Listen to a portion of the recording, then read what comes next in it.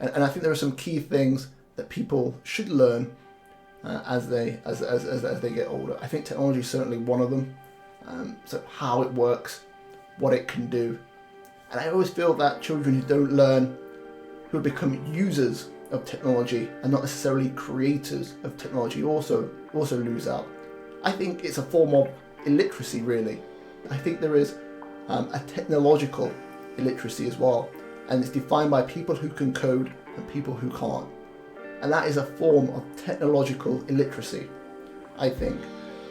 And there's going to be a big distinction in the future, certainly when children who are sort of 10 and younger, when they grow up, there's going to be two types of children. Children who can code and understand how technology works, and the ones that can't. And the ones that can't will be fundamentally left behind. So I think learning to code, especially when you're young, is a real key step, a real key ingredient. And you don't have to be an expert, just learn the basics, and that will put you in really, really good stead. Another things that children should learn, I think, are things like philosophy. So not just practical skills like coding. Philosophy is a great way to learn how to live. And it also helps you understand the follies of being human interactions, people's expectations, and why society is the way it is.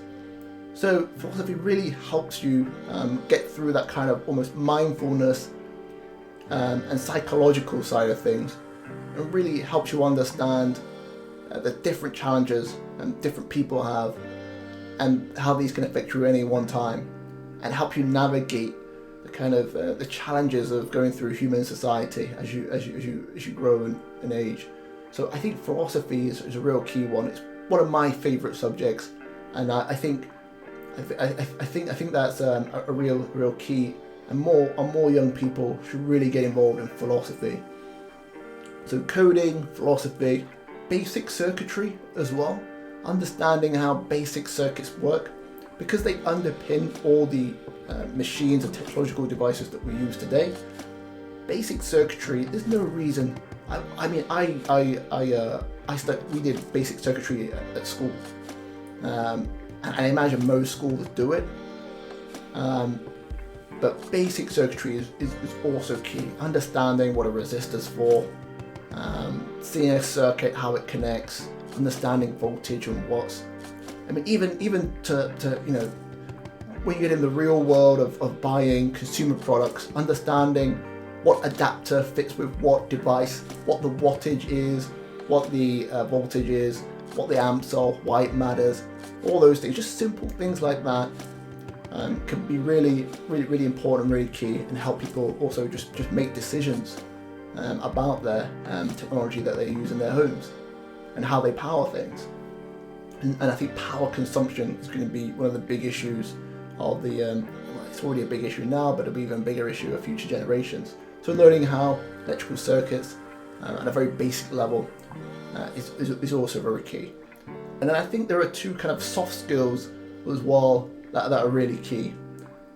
And I think one of those things is communication skills. I think the inability to communicate, especially as a young person, really puts you at a huge disadvantage. You can be the smartest person in the world, but if nobody knows it, it's almost like it doesn't matter.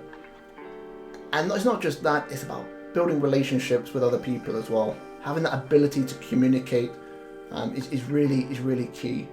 I think communication skills are really maybe undervalued a little bit because of all this focus on technology, but I think they're really key.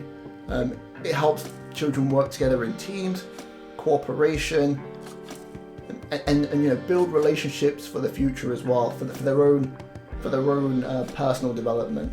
What types of relationships are they going to build? The inability to communicate really hinders you at every level, whether that's career-wise, relationship-wise, and all those things. So I would put communication skills right at the top, but it's one of the soft skills I think that are really important. The other thing I would say, and lastly, and I think this may be up for debate, some people may agree or disagree with me on this, is negotiation. Negotiation skills. I think people underestimate how often they are negotiating. You're always negotiating. You're negotiating about what you're going to spend, how you're going to spend your time, what you're going to do with your family, what price you're going to pay for certain services. Negotiation is happening all the time, every single day.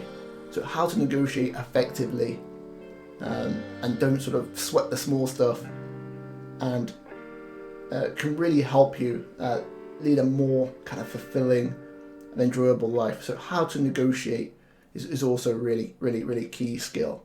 And I think all 5 of those things are not something that you can learn within a few months or a few years. They're one of those life learning skills that you kind of build on over time and you keep practicing and getting better at. Let me know what 5 key skills you think are important. Post your comments below. Love to hear from you. Bye. See you on the next one.